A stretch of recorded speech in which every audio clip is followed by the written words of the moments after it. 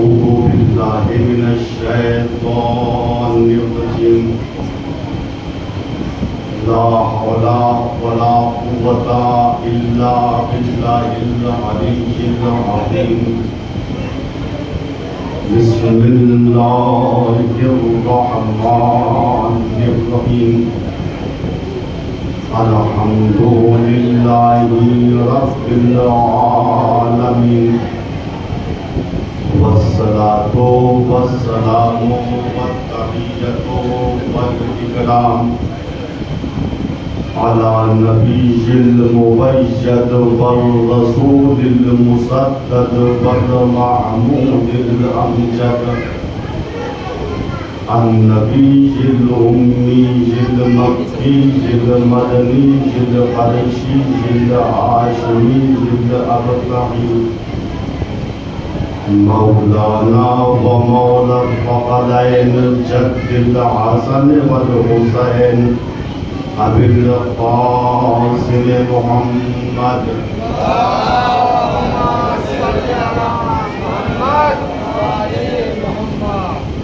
ثم الصلاة على آله الطيبين الطاهرين المعصومين المظلومين من الآن إلى قيام يوم الدين أما بعد فقد قال الله الحكيم بسم الله الرحمن الرحيم وَإِذْ تَعَزَّنَ رَبُّكُمْ لَئِنْ شَكَرْتُمْ لَأَزِيدَنَّكُمْ وَلَئِنْ كَفَرْتُمْ إِنَّ عَذَابِي لَشَدِيدٌ صلوات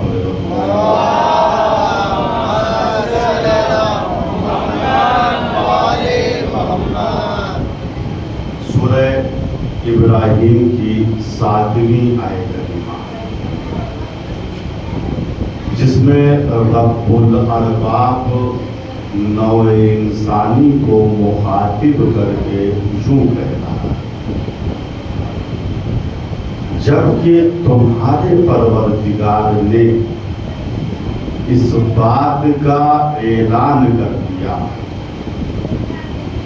تعزنا کے معنی اور اذان کے معنی کلام عرب میں پکارنے کے کوئی چیز چیخ کے کہنا جملہ کیا ہے وَإِذْ تَعَزَّنَا جبکہ تمہارے پروردگار نے اعلان کر دیا ہے چیخ کے کہہ دیا کوئی بات ہوتی ہے ہم لوگ چپکے چپکے اسے حل کر لیتے ہیں یہ اس میں بہت زیادہ فائدہ ہے اپنے دوست ہی اس بات کو جانیں اپنے چاہنے والے ہی اس بات کو جانیں لیکن اللہ کوئی چیز مخفی نہیں کرتا پوشیدہ نہیں کرتا اس کے لیے تمام بندگان مساوی ہیں وہ امتحان کے سوالات کو برابر سے بانٹتے ہیں اب یہ ہمارا فریضہ ہے کہ ہم جواب کیسا لکھیں گے کتنے نمبر ہم کو ملیں گے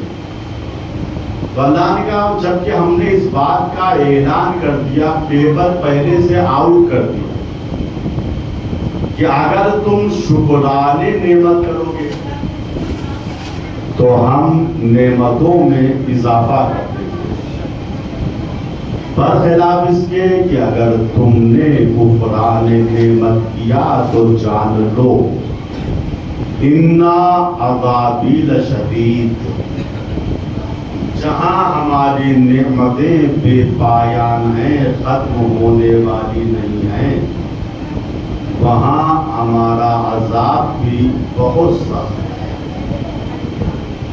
قدرت کو نوع انسانی سے شکایت یہ ہے کہ قلیل من عبادی الشکور نعمتیں ہم نے سب کو دی ہیں لیکن شکر کرنے والے بندے بہت قلیل ہیں بہت کم ہیں روایات میں وارد ہوا ہے کہ 3 چیزیں فرزندان آدم تک ضرور پہنچتی ہیں یعنی ہر آدمی تک तीन चीजें जरूर पहुंचती हैं। कुछ पहुंचे न पहुंचे, तीन चीजें हर आदमी तक जरूर पहुंचती हैं। उसमें से पहली चीज है उसकी मौत। इस दुनिया में कायदा है, जो आया है वो जाएगा, चाहे मुसलमान हो, गैर मुसलमान हो, नबी हो, गैर नबी हो, उलुल अज़्म हो, गैर उलुल अज़्म, जो आया है वो एक दिन इस दुनिया से जाएगा। तो पहली चीज जो हर इंसान तक पहुंचती है वो है उसकी मौत।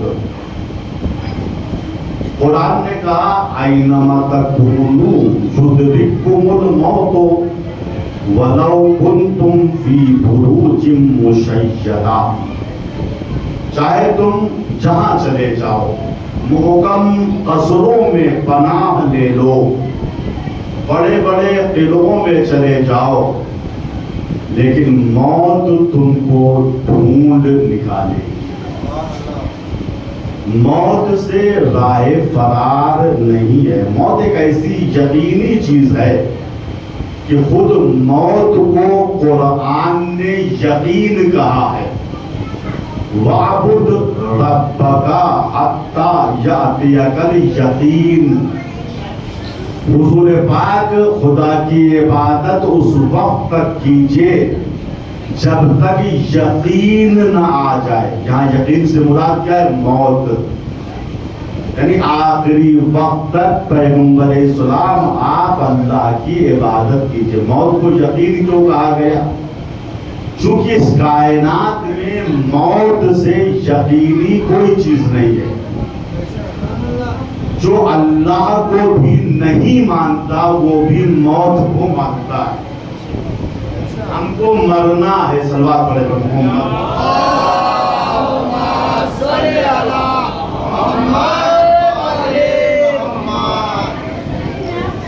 तो तीन चीजें फर्जंदान आदम तक जरूर पहुंचती। पहली चीज मौत है। मौत से राह फरार नहीं है।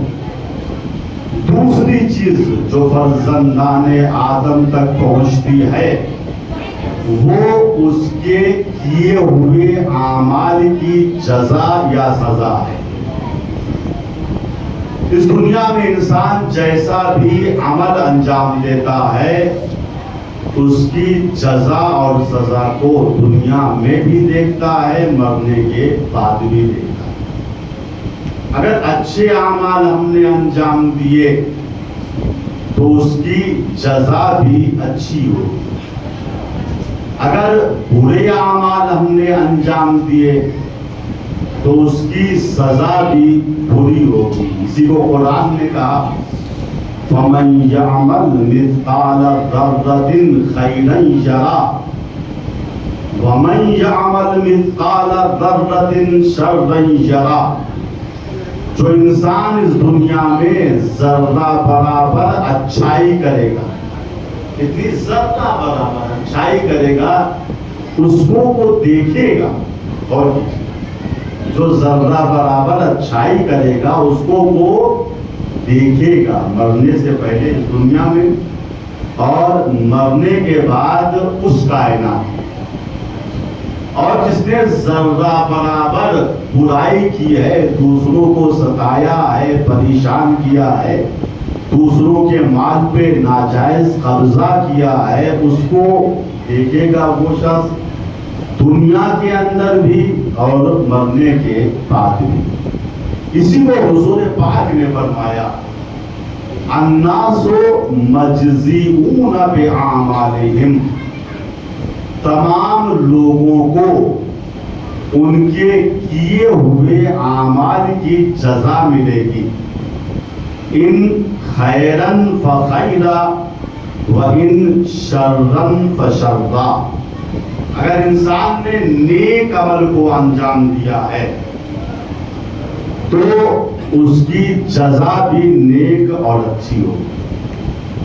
وَإِن شَرًّا فَشَرًّا، اگر برے اعمال اور شرور اور شر اعمال انجام دیے ہیں تو اس کی جزا بھی اس کو ملے گی، چاہے جو ہو، عالم ہو، جاہل ہو، دوست ہو، دشمن ہو، مسلمان ہو، غیر مسلمان ہو، فَمَن يَعْمَلْ، جو بھی چاہے ہو. یا حضور پاک نے کہا الناس مجزیون، یعنی کہ المومنون مجزیون. یہاں مومنوں کی بات نہیں ہے، مسلمانوں کی بات صرف نہیں ہے، تمام انسانوں کے لیے حضور پاک کہہ رہے ہیں بدون قید مذہب و ملت، چاہے جو ہو. اس نے اگر اچھا عمل انجام دیا ہے تو اس کی جزا بھی اچھی، برا عمل انجام دیا ہے تو اس کی جزا اسی اعتبار سے ہوگی. جناب موسیٰ کے زمانے میں ایک شخص تھا، ذرا کردار اور کریکٹر کا لوز تھا.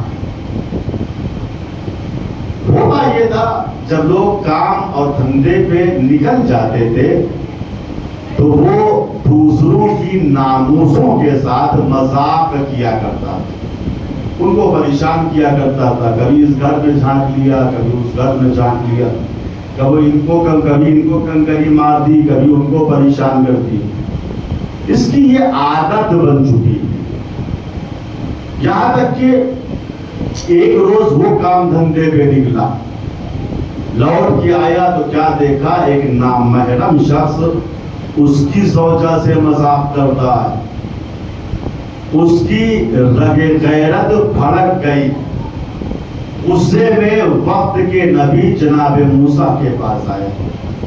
موسیٰ آپ کیسے نبی ہیں، کیسے رسول ہیں، کیسے صاحب کتاب ہیں، آپ کے دائرہ حکومت میں یہ بدتمیزیاں ہو رہی.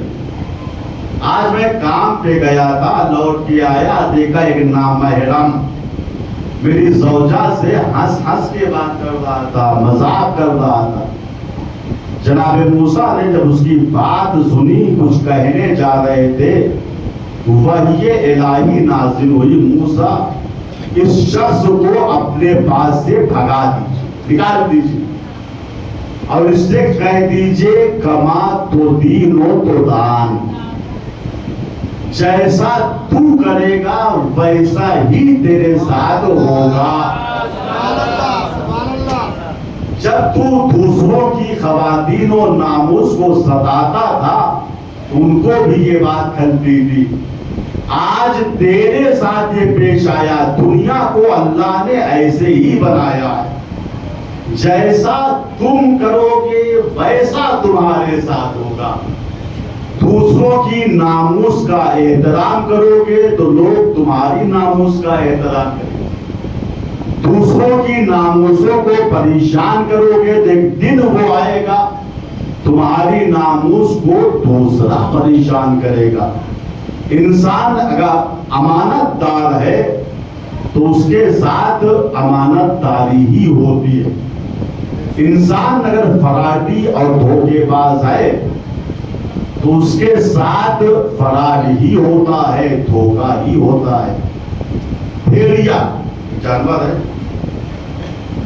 دیکھیے ایک بات عرض کر دوں اس سے پہلے کہ جو خصلتیں الگ الگ جانوروں میں ہیں، شیر میں، چیتا میں، اشتہے میں، لومڑی میں، بھیڑیے میں، وہ ساری خصلتیں اس حضرت انسان میں موجود ہیں.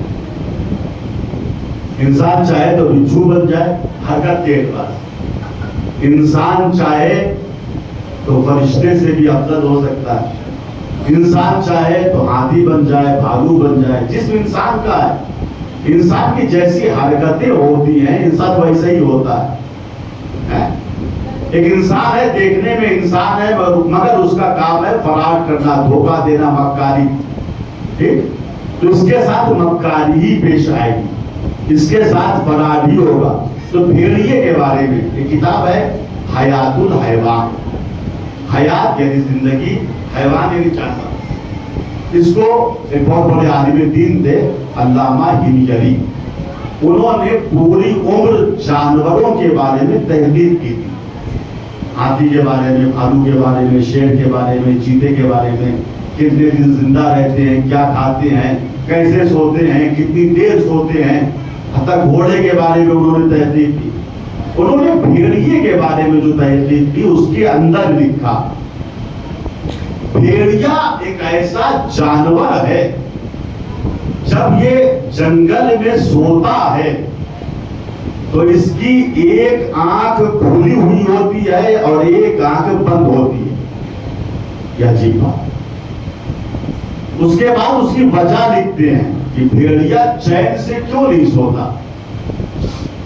उसकी एक आंख खुली रहती है, एक आंख बंद रहती है। फरमाते हैं कि अल्लामा, चूंकि भेड़िया एक मक्कार जानवर है, एक फराडी जानवर है, लिहाजा चैन से नहीं सोता, जानता है मैं दूसरों के साथ फराड करता हूं तो मेरे साथ भी फराड होगा। ये है कमा तो दीनो तो दान, जैसा तू करेगा। इसीलिए उलमाए इल्म अखलाक कहते हैं, इस जुमले को हमेशा याद रखिएगा। ये जुमला हमारी पूरी जिंदगी के लिए नमूने अमल होना चाहिए। कैसे जिए, कैसे जिंदगी बसर करें। उलमाए इल्म अखलाक कहते हैं ना सांप बनो, तवज्जो कीजिए जुमले का, ना सांप बनो कि लोग तुमको देख के लाठी ढूंढने लगे। मानो भैया खतरनाक चीज है। ना सांप बनो कि लोग तुमको देख के लाठी और डंडा ढूंढने लगे, और ना केचुआ बनो कि लोग उछल के तुमको निकल जाए। बीच की जिंदगी अख्तियार। ना शेर बनो कि लोग तुमको देख के बंदूकें उठा ले, शिकार करने लगे तुम्हारा, और ना कुत्ता बनो कि तुमको दुरदुरा दे। दरमियानी जिंदगी अख्तियार करो, वही इंसान कामयाब है जो आदल से काम लेता है, दरमियानी जिंदगी से काम लेता है। तो तीन चीजें फर्जंदान आदम तक जरूर पहुंचती। पहली चीज उसकी मौत है, दूसरी चीज उसके किए हुए आमाल की जजा और सजा है, तीसरी चीज जो फर्जंदान आदम तक जरूर पहुंचती है वो उसका रिज़्क़ मुक़द्दर है, वो उसकी रोजी है। इंसान चाहे खलाओं में रहे, फिजाओं में रहे, जमीन की तह में रहे, कहीं भी रहे, अगर उसकी मौत नहीं लिखी हुई है तो उसका रिज़्क़ उसको ढूंढता हुआ पहुंच जाएगा। इसी को हुजूर पाक हज़रत मोहम्मद मुस्तफा सल्लल्लाहु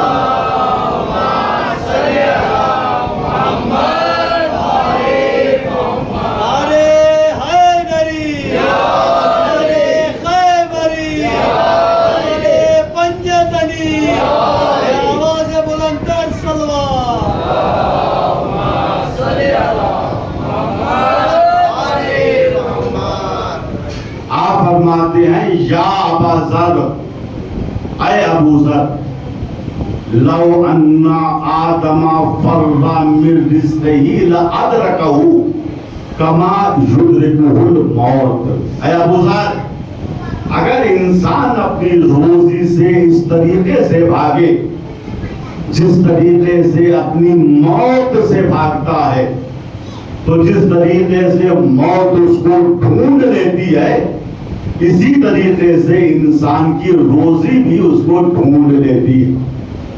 मासूम से सवाल हुआ कि एक शख्स को ऐसे हुजरे में बंद कर दिया जाए जहां हवा जाने का रास्ता भी ना हो, मसलन शीशे का कोई ज़र्फ है, कोई हुजरा बनाया जाए शीशे का, उसमें इंसान को पैक कर दिया जाए। साहिल कहता है, मौला ये बताइए कि इसकी रोजी कहां से पहुंचेगी, इसमें कोई रास्ता भी नहीं है, हवा जाने का रास्ता नहीं है, चींटी जाने का रास्ता नहीं है, और आप ये कहते हैं कि हर इंसान की रोजी और रिज़्क़ اس کو ڈھونڈ لیتا ہے. اگر کسی کو ایسے حجرے میں قید کر دیا جائے جہاں ہوا جانے کا راستہ نہ ہو تو اس کی روزی کس راستے سے جائے گی؟ آپ نے فرمایا جس راستے سے اس کی موت جائے گی. یعنی جس طریقے سے موت آنے کے لیے راستے کی ضرورت نہیں ہے، اسی طریقے سے روزی آنے کے لیے راستے کی ضرورت نہیں. صلوات پڑھے بر محمد والے.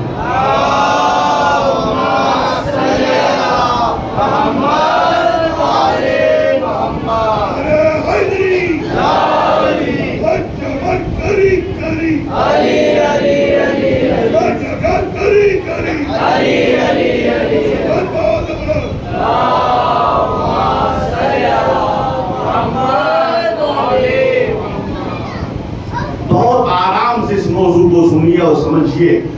چونکہ انسان جو برا کام کرتا ہے دوسروں کے اموال پہ ناجائز قبضہ کرتا ہے، کیوں؟ اس وجہ سے کہ اسے اپنے رزق پر اعتبار ہی نہیں ہے. جو رزق مقدر ہے آپ کی تقدیر میں رزق لکھا ہوا ہے اس میں نہ کمی ہو سکتی ہے نہ زیادتی ہو سکتی ہے. چاہے اسے عزت سے لے لو یا ذلت سے لے لو، ایمانداری سے لے لو یا چوری کر کے لے لو، ملے گا اتنا ہی جتنا تمہارے مقدر میں لکھا ہوا ہے. خدا کی قسم جس دن ہمیں اس جملے پہ یقین ہو گیا کہ روزی کا تقسیم کرنے والا خدا ہے، جتنا اس نے لکھا ہے اس پہ کمی نہیں ہو سکتی، تو سارے جھگڑے ختم ہو جائیں گے، چوریاں ختم ہو جائے گی، جیبوں کا کٹنا ختم ہو جائے گا. چونکہ اگر چور جان جائے جیب کاٹے تب بھی اتنا ملے گا، نہ کاٹے تب بھی اتنا ملے گا. کون جیب کاٹے گا؟ کون اپنی عزت کو دہوں پہ لگائے گا؟ صلوات پڑھے محمد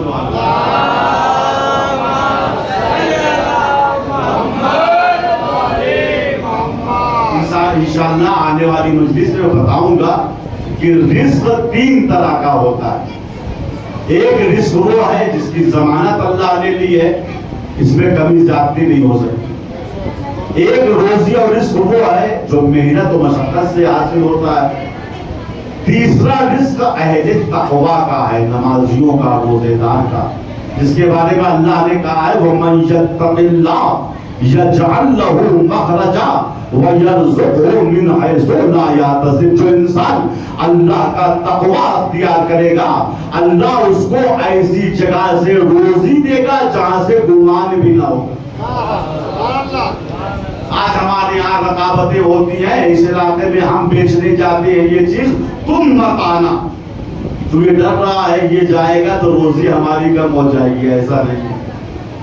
ہر آدمی اپنا رزق کھا رہا ہے، اپنی روزی کھا رہا ہے.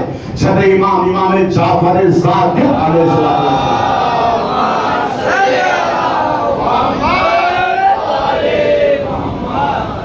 رزق کے بارے میں عجیب و غریب جملہ کہا ہے. دیکھیے کبھی ایسا ہوتا ہے ہماری راتوں کی نیندیں غائب ہو جاتی ہیں.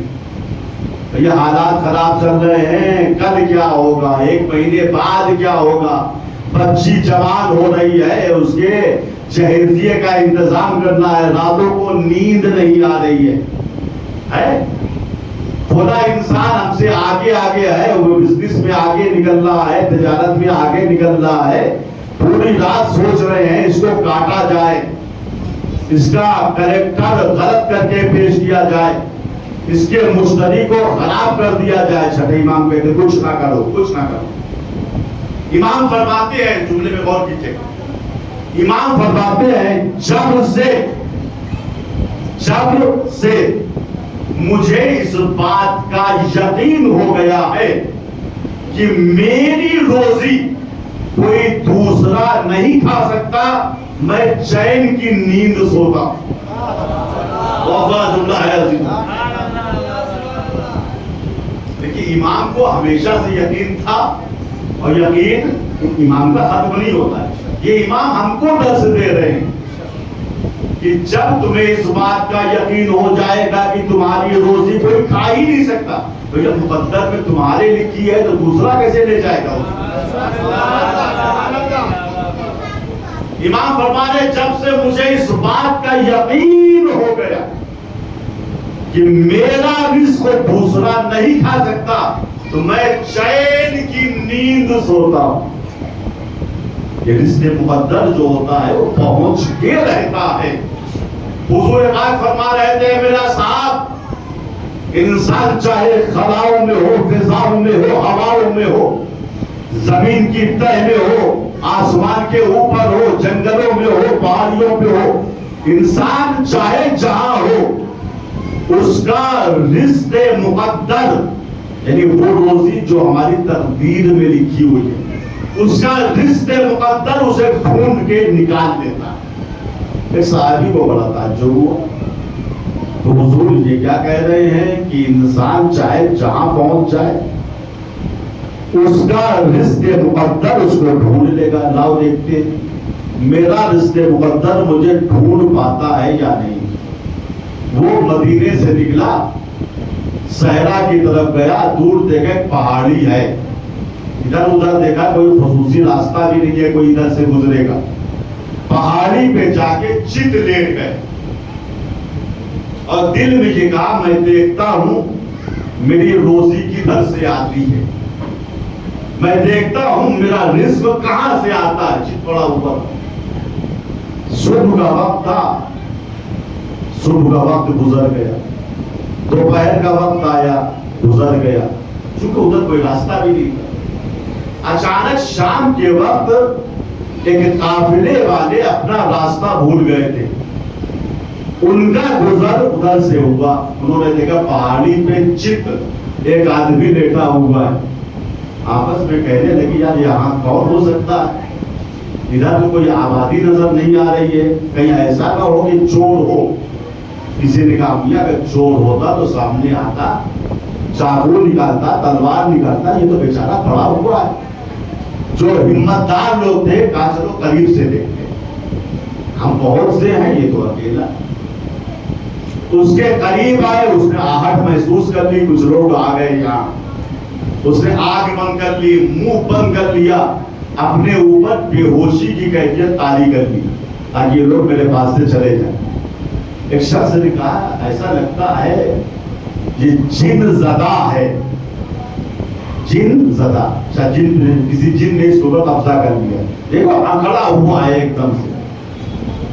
اور آگے بڑھے، اس کی نبض پکڑی، کہا یار نبض تو نارمل ہے اس کی، یہ زبردستی اکڑا ہوا ہے، کیا بات ہو سکتی. کسی نے کہا ایسا تو نہیں ہے کسی کوئی بیماری ہو اس قسم کی. ایک آگے بڑھا، نہیں میاں میں سمجھدار ہوں، زندگی بھر کا تجربہ ہم کو ہے، یہ شخص بھوکا ہے، اصل میں بھوک کی وجہ سے یہ نڈھال ہے، اس کی حالت تباہ ہے. لوگوں نے کہا ہاں بات تو آپ صحیح کہہ رہے ہیں، بھوک کی وجہ سے اس کی حالت تباہ ہے. کہا کیا کیا جائے؟ کہا دیکھو بھوک کی وجہ سے اس کے جبڑے بھی بند ہو گئے ہیں، دانت بھی چپکے ہوئے ہیں، ذرا شوربا جو ہمارے پاس رکھا ہوا ہے اسے لے کے آؤ. شوربا لے کے آئے، اس کا منہ کھلوایا، کھولو یا منہ، تو منہ ہی نہیں کھول رہا ہے. کسی نے کہا چاقو نکالو. جیسے اس شخص نے سنا کہ لوگ چاقو نکال رہے ہیں، ڈرا، تھوڑا سا نرم ہوا. اب جو نرم ہوا تو ایک شخص آگے بڑا چاقو لے کے چاقو کا دستہ دونوں دانتوں کے درمیان پھنسایا اور آہستہ آہستہ سارا شوربا اس کو پلا دیا.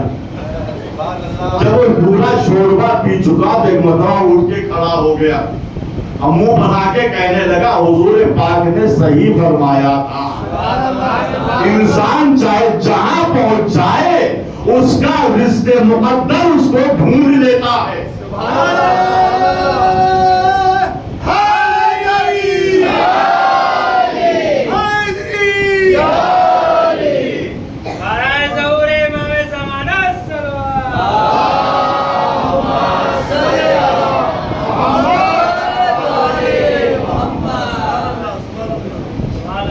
تو انسان روزی کے معاملے میں رقابت نہ کرے، دشمنی نہ کرے. اس بات پہ جس دن ہم کو یقین ہو گیا کہ ہماری روزی کوئی دوسرا نہیں کھا سکتا، لڑائی ختم ہو جائے گی. ہر آدمی اپنی روزی کھا رہا ہے، اپنا رزق کھا رہا ہے. ایک مرتبہ لکھا ہے جناب موسیٰ کے پاس ملک الموت آئے، کہا السلام علیکم یا کلیم اللہ، اے اللہ کے کلیم تم پہ سلام ہو۔ موسیٰ نے جب ملک الموت کو دیکھا تھوڑا گھبرائے، کہا ملک الموت کیوں آئے ہو؟ میری زیارت کرنے یا میری روح قبض کرنے؟ ملک الموت نے کہا حضور اس وقت تو میں آپ کی روح قبض کرنے آیا ہوں۔ جناب موسیٰ نے کہا کہ روح قبض کرنے آئے ہو تو ایسا ہے، اتنی مہلت ہم کو دے دو، اتنی دیر کی اجازت ہم کو دے دو کہ ہم گھر میں جائیں، بچوں سے ملاقات کر لیں، میری ماں بھی زندہ ہے اس سے خدا حافظی کر لیں۔ ملک الموت نے کہا اے موسیٰ آپ تو جانتے ہیں ہم فرشتے ہیں، ہم فرشتوں کو اللہ کی طرف سے اجازت دینے کی اجازت نہیں ہے۔ اور یہ قرآن کی آیت ہے کہ لا یسبقونہ بالقول وہم بامرہ یعملون، فرشتے اللہ کے کسی قول پہ سبقت نہیں کرتے، آگے نہیں بڑھتے، جو ان کو حکم دیا جاتا ہے اور جتنا حکم دیا جاتا ہے بس اتنا ہی کرتے ہیں۔ ملک الموت نے کہا موسیٰ میں شرمندہ ہوں، مجھے اجازت دینے کی اجازت نہیں ہے۔ توجہ فرمائیں، معاشرے میں سب سے عقل مند انسان کا نام نبی ہوتا ہے، یعنی نبی کوئی کمزور عقل کا انسان نہیں بنتا، نبی سب سے زیادہ عقل مند ہوتا ہے۔ موسیٰ نے دیکھا ملک الموت سے تو اجازت ملنے سے رہی، ان سے کہا ایسا ہے مجھے سجدے کی اجازت دے دو۔ یہ کہتے کہتے موسیٰ سجدے میں گر گئے اور سجدے میں اجازت دینے والے سے کہا میرے پروردگار ملک الموت سے اتنی اجازت دلوا دے کہ میں اپنے اہل و عیال سے ملاقات کر لوں۔ بھیا یہ حضرت موسیٰ کی عظمت ہے، موسیٰ جیسا نبی جو صاحب کتاب ہے، اولو العزم پیغمبر ہے، وہ ملک الموت سے اجازت مانگ رہا ہے۔ ہم نے خدا کی قسم تاریخ میں ایسے خدا کے بندے بھی دیکھے ہیں جن کے دروازے پہ کھڑے ہو کر ملک الموت اجازت مانگتے ہیں۔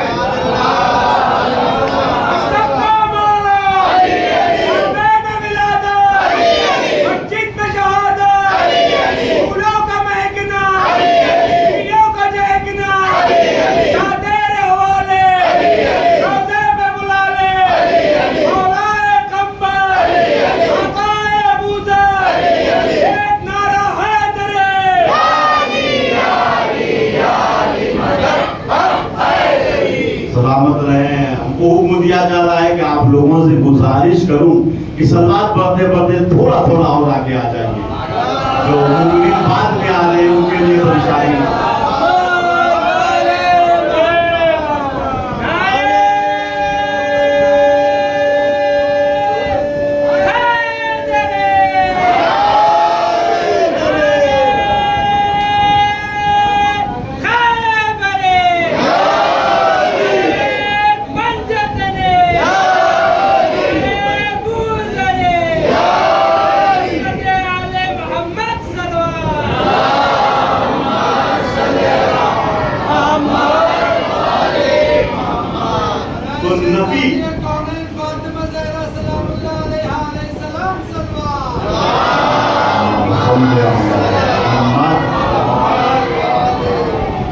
تو نبی معاشرے کا سب سے عقل مند انسان ہوتا ہے۔ اب جو جملہ کہہ رہا ہوں اسے سمجھیے گا، نبی معاشرے میں اور امت میں سب سے عقل مند ہوتا ہے۔ نبی کی عقل پہ حملہ کرنا اپنی بے عقلی کا ثبوت دینا ہے۔ ملک الموت سے تو اجازت نہ ملی، اللہ سے کہا تو اجازت دلوا دے۔ ملک الموت سے اللہ نے کہا ملک الموت میرے کریم کو اتنی اجازت دے دو کہ جا کے اپنی ماں سے ملاقات کرے، اپنے بچوں سے ملاقات کرے۔ اپنی زوجہ سے ملاقات کریں. ملک الموت نے اجازت دی. موسیٰ گھر میں آئے, پہلے ماں کے پاس گئے. مادر گرامی, ایک لمبا سفر درپیش ہے, امید ہے کہ آپ دعائے خیر میں مجھے فراموش نہ کیجیے. زوجہ سے آخری ملاقات کی. لکھا ہے جناب موسیٰ کا ایک چھوٹا سا بچہ تھا. موسیٰ اس کو بہت چاہتے تھے, بڑا پیار کرتے تھے. ایک ایک لقمہ بنا کے بچے کے منہ میں رکھتے تھے. موسیٰ اس کو دیکھ کے رونے لگے, گریا کرنے لگے. پالنے والے میرے بعد اس کا کیا ہوگا؟ کون روزی دے گا؟ کون رزق دے گا؟ کون کھلائے گا؟ کون پلائے گا؟ موسیٰ بھی گریا کر رہے تھے. آواز قدرت آئے, موسیٰ تمہارے ہاتھ میں جو عصا ہے اس کو زمین پہ مارو. موسیٰ نے عصا زمین پہ مارا, زمین کا دل پھٹا, نیچے دریا نظر آئے. آواز قدرت آئے, موسیٰ عصا دریا پہ مارو. موسیٰ نے عصا دریا پہ مارا, دریا کا دل شکافتہ ہوا. اندر دیکھا ایک سفید پتھر ہے. کہا موسیٰ عصا سفید پتھر پہ مارو. موسیٰ نے اپنے عصے کو سفید پتھر پہ مارا. پتھر دو ٹکڑوں میں تقسیم ہوا. موسیٰ نے دیکھا پتھر کے بیچ میں ایک چھوٹا سا کیڑا ہے, اس کے منہ میں ایک سبز پتا ہے. موسیٰ بھی اس کرشمہ قدرت کو دیکھ رہے تھے. آواز قدرت آئی, اے میرے کلیم, جب میں روزی کے معاملے میں پتھر کے بیچ رہنے والے کیڑے کو نہیں بھولتا تو تم میرے کلیم ہو, میں تمہاری اولاد کو کیسے بھول جاؤں گا؟ صلوات پڑھے محمد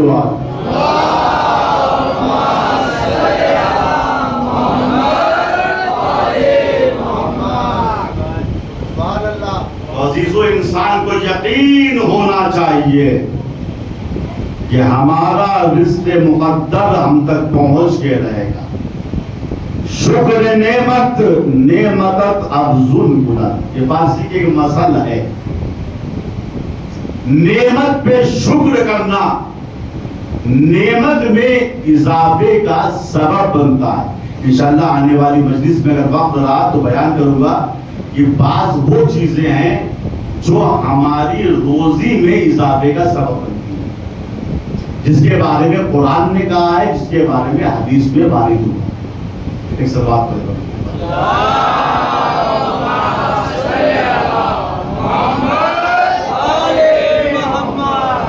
وہ چیزیں جو روزی میں اضافے کا سبب ہیں ان میں سے اہم چیز ہے شکر نعمت. جو کچھ نعمت ہے اس پہ شکر کرو, شکر کرو.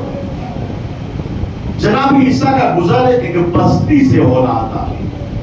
کیا دیکھا, بستی کے باہر ایک شخص بیٹھا ہوا ہے جو پیروں سے معذور ہے, ہاتھ پیر میں راشا ہے, بدن سیاہ اور سفید ہے, لیکن شکر پروردگار بار بار کر رہا ہے.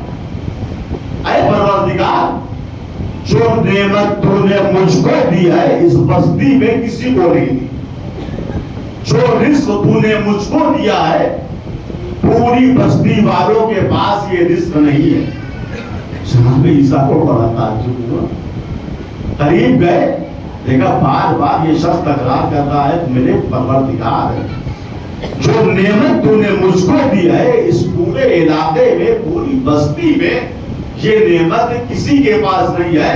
فلک الحمد, تیرا حمد تیری حمد ہے, فلک الشکر تیرا شکر ہے.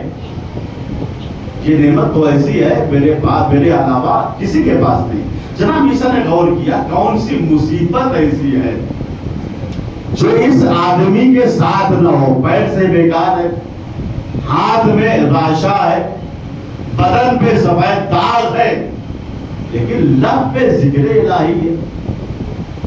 جناب عیسیٰ نے کہا شخص بتا وہ کون سی نعمت ہے جس کا تو بار بار شکر ادا کرتا ہے اور فخر کر رہا ہے, خدایا ایک نعمت تو میرے پاس ایسی ہے جو پورے گاؤں والوں کے پاس نہیں ہے.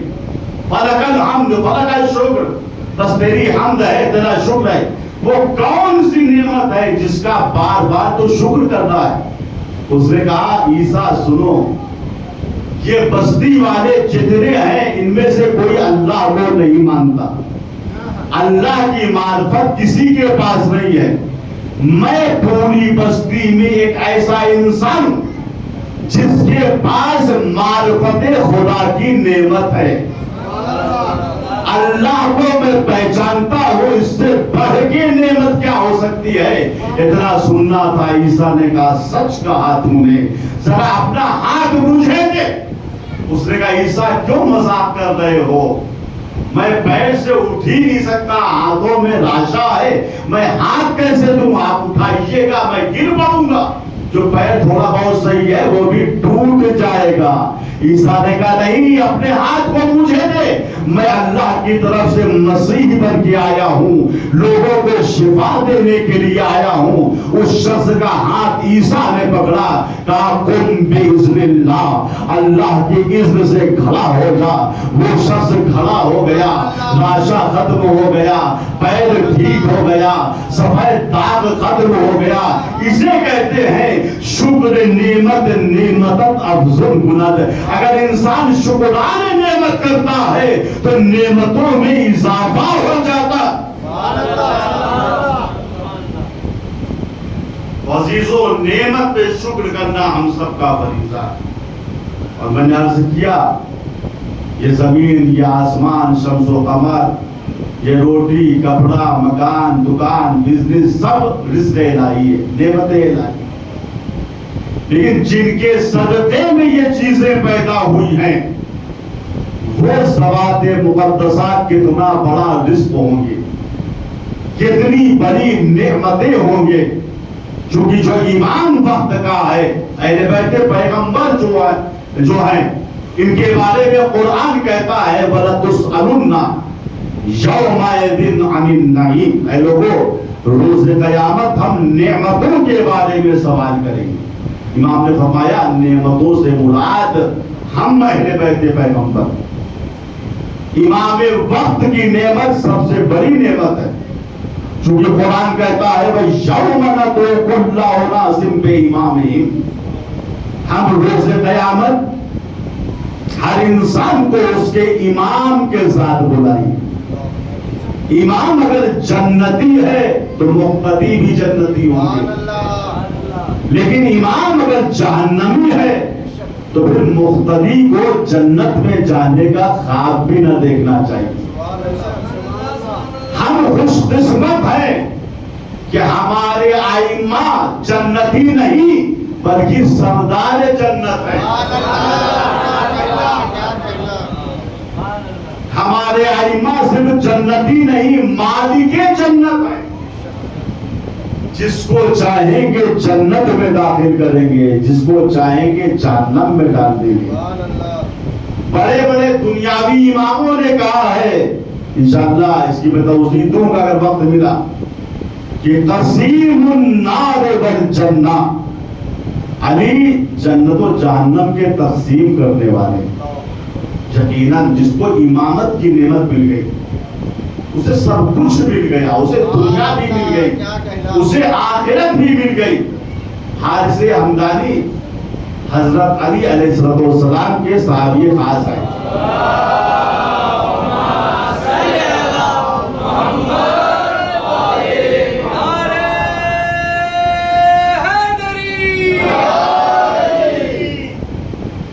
حالت انتظار میں ہیں، اس دنیا سے جا رہے ہیں، مولا ان کی عیادت کو آئے۔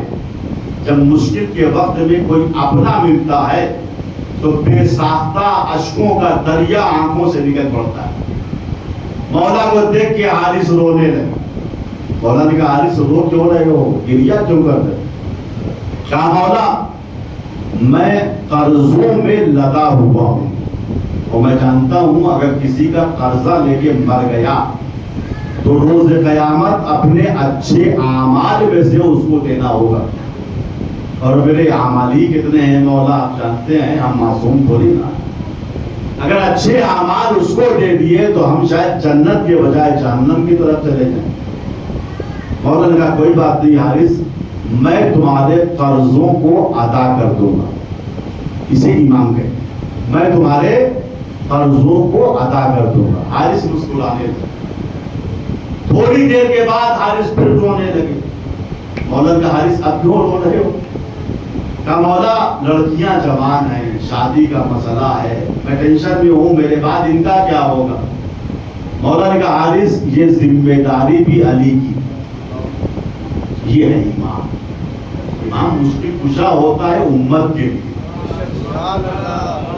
حارث یہ ذمہ داری بھی میری. حارث پھر مسکرانے لگے. تھوڑی دیر کے بعد حارث پھر رونے لگے. مولا نے کہا حارث اب کیوں رو رہے ہو؟ کہا مولا حشر میں کیا ہوگا, نشر میں کیا ہوگا, وقت چاکری کیا ہوگا, زراعت پہ کیا ہوگا, میدان محشر میں کیا ہوگا. مولا نے کہا یا حار حمدان من یمت یرینی من مومن او منافق قبلا. حارث حمدانی گھبراؤ نہیں, جو مرے گا مرنے سے پہلے مجھے دیکھے گا. میں حالت انتظار میں تمہاری مدد کروں گا. ہر مرنے والا جو مسلمان ہے مرنے سے پہلے مجھے دیکھے گا, چاہے وہ مومن ہو یا منافق ہو. مومن ہو یا منافق, مرنے سے پہلے علی کو. چھٹے امام کے زمانے میں آپ کا ایک صحابی دوڑتا ہوا چھٹے امام کے پاس آیا.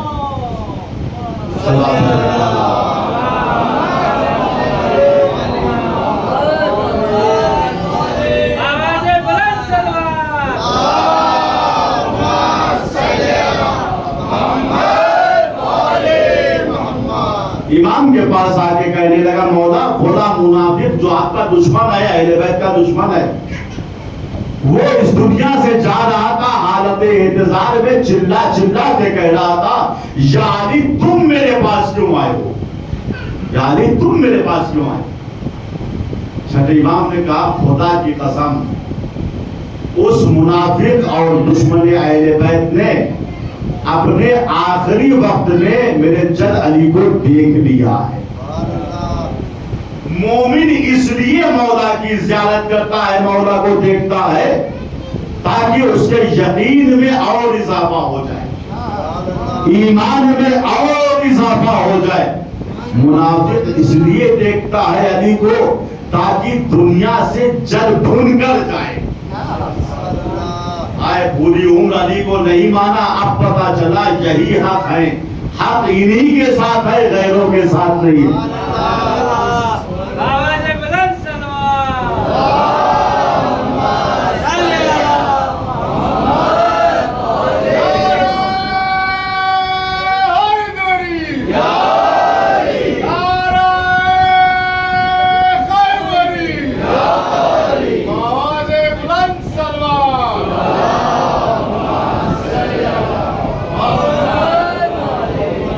مولا ہر مومن اور منافق کے پاس وقت آخر جاتے ہیں, لیکن ہمارے وقت کے امام مہدی علیہ السلام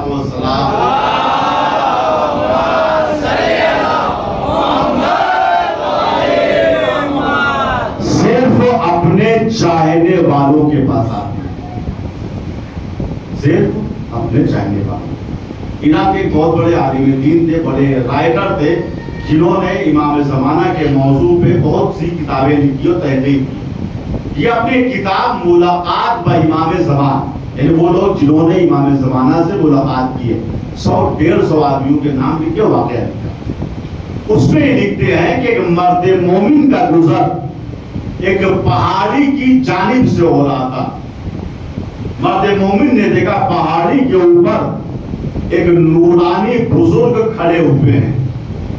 ان کا چہرہ کانہو کوکب دری, ستارے کے مانند جگمگا رہا تھا. ان کے پاس کچھ لوگ بیٹھے ہوئے تھے.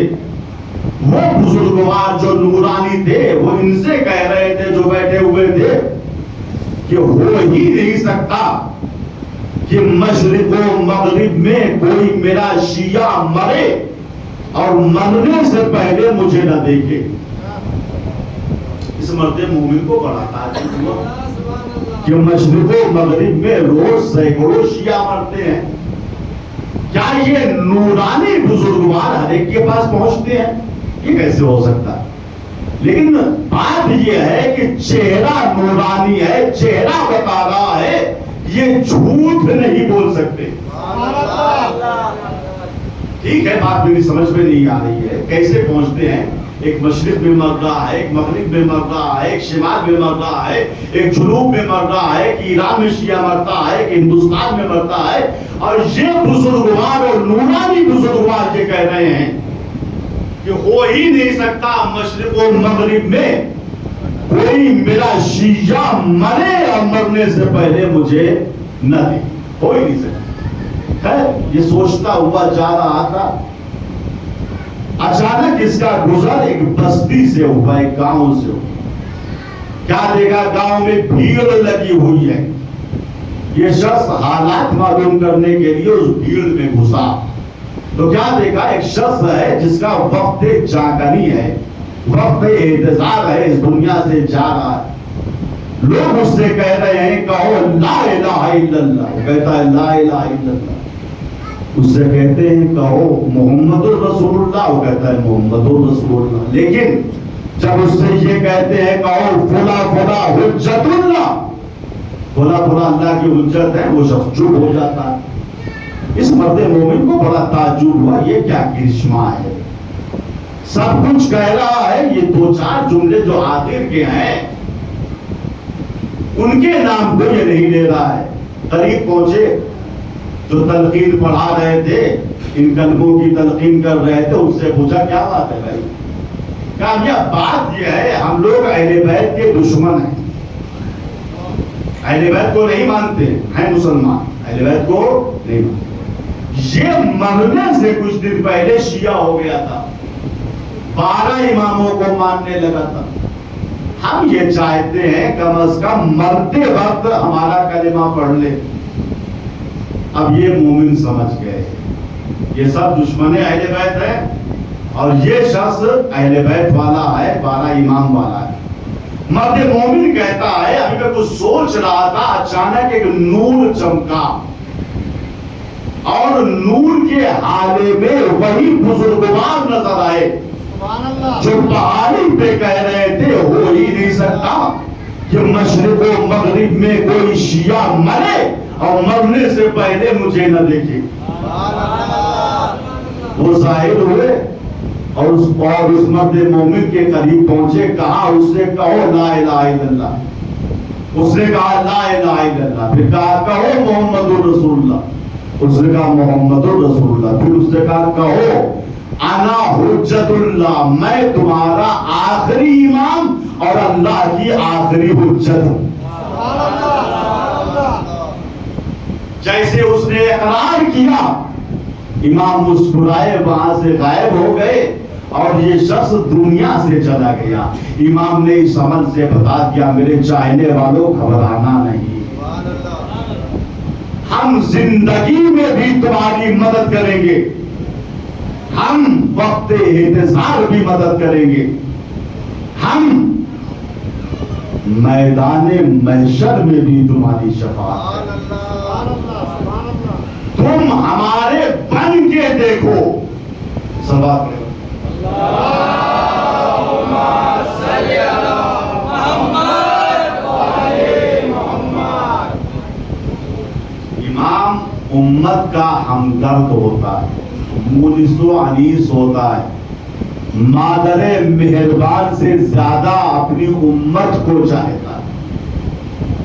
امام زمانہ ایسے ہی ہم سے محبت رکھتے ہیں، ہماری مدد کے لیے دنیا اور آخرت میں موجود رہیں گے.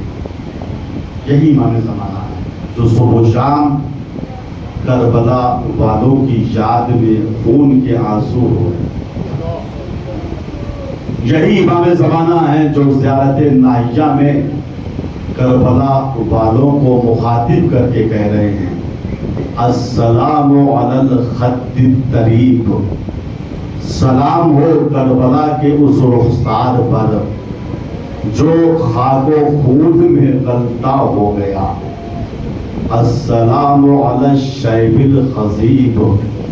سلام ہو کربلا کی اس ریش مبارک پر جس کا خضاب خون سے ہوا، سلام ہو اس جوان کے سینے پر جس میں برچھی کی انی ٹوٹ گئی، سلام ہو ان بازوؤں پر جو نہر فرات کے کنارے کاٹ دیے گئے، ارے سلام ہو اس ششمائے مجاہد کے گلے پر جس پر تیر ہرملا لگا، سلام ہو ان سیدانیوں کے سروں پر جن سے ردائیں چھین دی گئی۔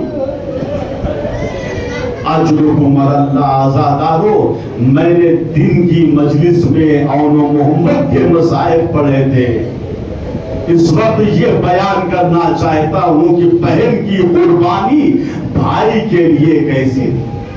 اون محمد کو زینب نے حسین کے قدموں پہ قربان کر دیا، اور بعد کربلا جب بھی زینب روئی ہے ہمیشہ حسین پہ روئی ہے، اور وہ محمد پہ گریہ نہیں کیا۔ 11ویں محرم آئی، آل محمد کو اسیر کیا گیا، ادھر سے گزارا گیا جہاں شہیدوں کے لاشیں پڑے ہوئے تھے۔ مقتل کی کتابیں کہتی ہیں کہ ہر بیوی کی نگاہ اپنے وارث کے لاشیں پہ تھی۔ ام لیلہ کی نگاہ اپنے کلیل جوان علی اکبر پہ تھی، ام فروا کی نگاہ اپنے قاسم کے پامال شدہ لاشیں پہ تھی، رباب کی نگاہ اپنے ششماہ علی اصغر پہ تھی، لیکن تاریخ شاہد ہے زینب کی نگاہ اور محمد کی لاشوں پہ نہ تھی بلکہ سید سجاد کے چہرے پر تھی۔ زینب دیکھ رہی تھی سید سجاد کبھی اپنے ہتھکڑی والے ہاتھوں کو دیکھتے ہیں، کبھی اپنے بابا کے برہنہ لاشے کو دیکھ کے کہتے ہیں بابا مجھے معاف کر دیجیے گا، جوان بیٹا تو موجود ہے مگر آپ کو دفن نہیں کر سکتا، بابا کیا کروں، میرے ہاتھوں میں ہتھکڑیاں ہیں، پیروں میں بیڑیاں ہیں، گلے میں خاندار ہے۔ اجرکم اللہ۔ اس کے بعد ثانیہ زہرا لاشوں کے درمیان سے گزرتی ہوئی ایک لاش بے سر تک پہنچی جس پہ اتنے اسلحے استعمال ہوئے تھے کہ وہ لاش اسلحوں سے دبی ہوئی تھی۔ ثانیہ زہرا اس لاش بے سر کے پاس بیٹھی، اسلحوں کو ہٹانا شروع کیا، نیزے کی انیوں کو نکالا، تیروں کو نکالا، تلواروں کو ہٹایا، پھر بغور اس جسم بے سر کو دیکھ کے کہا انتا تھی، کیا تم ہی میرے بھائی حسین ہو؟ پھر اس جسم بے سر کو اپنے ہاتھوں پہ اٹھا کے آسمان کی جانب نگاہوں کو کیا، آواز دی ربنا تقبل منا ھذا القربان، اے میرے پروردگار زینب کی قربانی کو قبول فرما دے۔ اللہ اکبر۔ یہاں بھی زینب نے حسین پہ گریہ کیا ہے اور محمد پہ گریہ نہیں کیا۔ زندان شام میں ایک مدت تک زینب نے چند ماتم کیا، حسین کا ماتم کیا اور محمد کا ماتم نہ کیا، یہاں تک کہ لٹا ہوا قافلہ مدینے کی جانب روانہ ہوا۔ ام کلثوم کی نگاہ نانا کے مدینے پہ پڑی تو آواز دی مدینہ کا جدنا لا تقبلینا، اے میرے نانا کے مدینے میرے آنے کو قبول نہ کرتا۔ بالحضرات والاحزان جینا، اے میرے نانا کے مدینے جب ہم تم سے نکلے تھے تو ہماری گودیں آباد تھی، ہمارے سروں پہ بارشوں کا سایہ تھا، لیکن رجعنا بلاد جالا ولا بنینا، لیکن جب لٹ کے واپس آئے ہیں تو ہماری گودیں اجڑ گئی ہیں، ہمارے سروں پہ ہمارے وارثوں کا سایہ نہیں ہے۔ ختم ہو گئے عزادار و مصائب، یاد کیا. تمام بیویاں مدینہ پہنچنے کے بعد اپنے اپنے گھروں میں چلی گئی. ثانیہ زہرا بھی اپنے گھر میں آئی. اس وقت آپ کے شوہر عبداللہ گھر میں موجود نہ تھے. زینب گھر میں آتی ہیں, صحن خانہ دھوپ میں بیٹھ کے اپنے بھیا حسین کا ماتم شروع کر دیتی. تھوڑی دیر کے بعد عبداللہ جب گھر میں آئے تو کیا دیکھا, ایک ضعیفہ, اور ایسی ضعیفہ جس کی کمر خمیدہ ہے, چہرے پہ جھریاں ہیں, بال سفید ہے, صحن خانہ دھوپ میں بیٹھی ہوئی رو رہی ہے. قریب پہنچے عبداللہ, ایک جملہ کہا, بی بی کیا رونے کے لیے میرا ہی گھر ملا تھا؟ بی بی آپ میرے گھر میں کیوں رو رہی ہے؟ زینب سمجھ گئی عبداللہ نے مجھ کو پہچانا نہیں. زینب نے چاندی جیسے بال اڑ دیے گا, عبداللہ کوفیوں نے نہیں پہچانا کوئی بات نہیں, شامیوں نے نہیں پہچانا کوئی بات نہیں. غضب عبداللہ, تم نے بھی زینب کو نہ پہچانا, یہی تو زینب ہے, یہی تو علی و فاطمہ کی بیٹی ہے. عبداللہ گھبرا کے کہتے ہیں, ثانیہ زہرا اتنے قلیل عرصے میں آپ کا یہ کیا عالم ہو گیا؟ بال سفید ہو گئے, کمر خمیدہ ہو گئی, چہرے پہ جھریاں پڑ گئی. زینب نے کہا, عبداللہ کچھ نہ پوچھو, ہم کربلا میں اجڑ گئے. عبداللہ میرے بھائی حسین کو 3 دن کا پیاسا ذبح کر دیا گیا. عبداللہ ہمیں اسیر کر کے دیار بدیار پھرایا گیا. عبداللہ زینب شرمندہ ہے. شہزادی آپ شرمندہ کیوں ہیں؟ عبداللہ تمہاری 2 نشانیاں اور محمد مجھ سے کربلا کے میدان میں کھو گئے. عبداللہ مسکرا دیے, ثانیہ زہرا آپ نے مجھے اس لائق کر دیا کہ روز قیامت بی بی سیدہ کو میں اپنا منہ دکھا سکتا ہوں. یہ کہہ کے عبداللہ گھر سے باہر چلے گئے. شام ہوئی, شام کے وقت عبداللہ جب گھر کے اندر آئے, کیا دیکھا, ثانیہ زہرا اسی طریقے سے دھوپ میں بیٹھی ہوئی اپنے بھائی حسین کا ماتم کر رہی ہے. قریب پہنچے, ہاتھوں کو جوڑا, علی کی بیٹی میں تمہیں رونے سے نہیں روکتا, لیکن تھوڑی دیر چل کے حجرے میں آرام کر لیجیے عزادارو. شوہر کا حکم تھا. زینب اٹھی, حجرے کے دروازے پہ آئی. نہ جانے زینب نے حجرے کے اندر کیا دیکھ لیا کہ زینب کی چیخ نکل گئی. عبداللہ گھبرا گئے. ثانیہ زہرا ابھی تک تو آپ آہستہ آہستہ رو رہی تھی, آپ نے حجرے کے اندر کیا دیکھا کہ چیخ مار کے رونے لگی؟ شہزادی کیا میں نے آپ کو وہاں سے اٹھا کے غضب کر دیا؟ کہا نہیں عبداللہ, ابھی تک میں اپنے بھیا حسین پہ گریہ کر رہی تھی, ابھی تک میں حسین کا ماتم کر رہی تھی, مگر مجھے اس حجرے کے دروازے پہ آ کے اور محمد یاد آ گئے. عبداللہ وہ اون کا بستر ہے, عبداللہ وہ